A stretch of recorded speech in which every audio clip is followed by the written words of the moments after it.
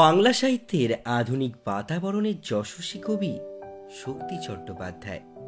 তার অনিন্দ সুন্দর সৃষ্টি হল তিন পাহাড়ের কোলে কবিতাটি।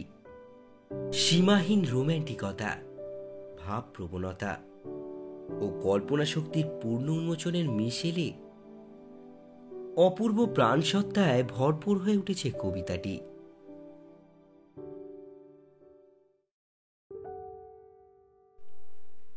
তিন বন্ধু মিলে কোনো একদিন রাত্রে পৌঁছায় পাহাড়ি কোনো এক অঞ্চলে। সেখানকার পাহাড়ি পরিবেশের সৌন্দর্য কবির চোখে যেন স্মৃতি হয়ে থেকে যায়। একদিকে পাহাড়ি অঞ্চলের অপার সৌন্দর্য, অন্যদিকে চারিদিকের নিস্তব্ধতায় কবি মন ভাসতে ভাসতে পৌঁছে যায় কোনো এক অপার সৌন্দর্যের জগতে। তাই কবি বলতে চেয়েছেন, এমন সৌন্দর্য শুধু কবিকেই নয়, সকল ভ্রমণ পিপাসু মানুষকেই মুগ্ধ করে। পাহাড়ি অঞ্চল এমন এক ধাঁধার মতো, তার ভৌগোলিক সীমানা এমনই যে চাইলেই এক পথ ছেড়ে অন্য পথ ধরে হারিয়ে যাওয়া যায়। আর চারিদিকে ছড়িয়ে ছিটিয়ে থাকা প্রবল জলোচ্ছ্বাস, স্তূপাকৃতির পাথর, বড় বড় গাছকে যেন ছুঁয়ে নিজেকে অনুভব করা যায় সহজে। আর নিজেকে অনুভব করতে পারলেই কবি মন হারিয়ে যায় কোনো এক নীল নীলিমায়।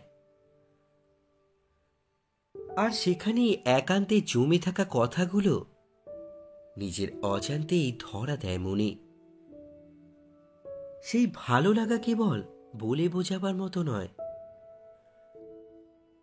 পাহাড়ের সৌন্দর্য তখনই প্রকাশিত হয় যখন রাত্রির অন্ধকার কাটিয়ে ভোরের আলো দেখা দেয়, চারিদিক ঝলমল করে ওঠে।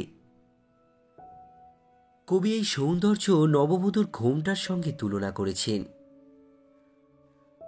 আর সেই নতুন ভোরের আলোয় যদি উপর থেকে গোটা পাহাড়কে দেখা যায়, দেখা যাবে পাহাড়ের বুকের মধ্যে যেন শত শত গ্রাম মেঘের মধ্যে ভেসে আছে। কবি এই সৌন্দর্যের সামনে দাঁড়িয়ে বলতে চেয়েছেন, প্রতিদিনের কোলাহলমুখর একঘেয়ে জীবনযাপনের মধ্যে এই সৌন্দর্যকে কখনোই উপভোগ করা যাবে না।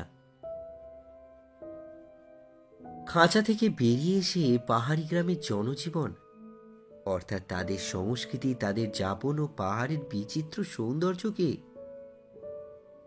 প্রত্যক্ষ করতে পারলেই নিজের শৈশব অর্থাৎ ভেতরের আমিকে খুঁজে পাওয়া যাবে। এই কবিতায় কবি সমকালীন সময়ের সামাজিক অবস্থায় জর্জরিত সাধারণ মানুষের মুক্তির কথাই যেন বলতে চেয়েছেন।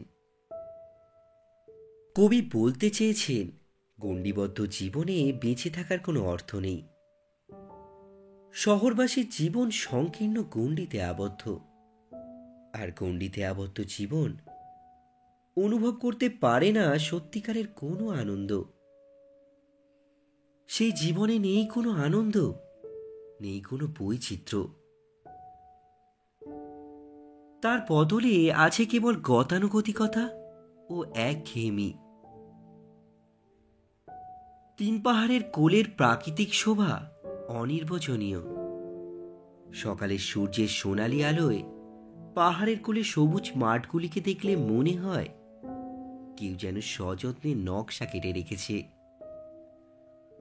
সোনালি আলো উদ্ভাসিত হওয়ার সাথে সাথে সূর্যালোকে শিশুর কলকাকলিতে নকশি কাঁথা রূপ মাঠের গ্রামগুলি মুখর হয়ে ওঠে।